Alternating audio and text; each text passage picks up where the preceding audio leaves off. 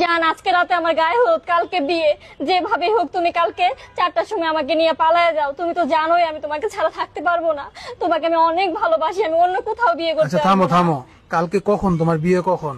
কালকে রাতে বিয়ে আর আজকে রাতে গায়ে হলুদ।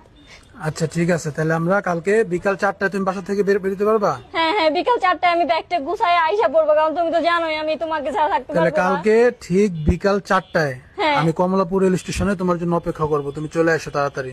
আচ্ছা আমি চলে আসবো, তুমি দাঁড়াই আমার জন্য অপেক্ষা করো। ঠিক আছে। আচ্ছা ঠিক আছে।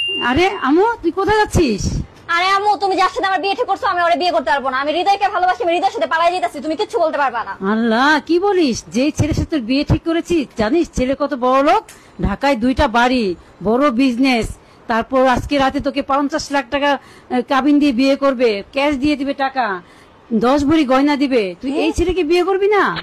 দাঁড়াও আম্মু, দাঁড়াও, এটা ফোন আসছে। হ্যালো, হ্যালো জান, আমি তোমার জন্য 1 ঘন্টা ধরে স্টেশনে দাঁড়ায় আছি, তুমি কোথায়?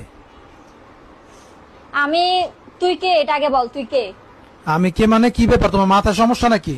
আমার মাথায় সমস্যা না, তোর মাথায় সমস্যা। রাখ ফকিন্নির বাচ্চা। আম্মু ঠিক আছে।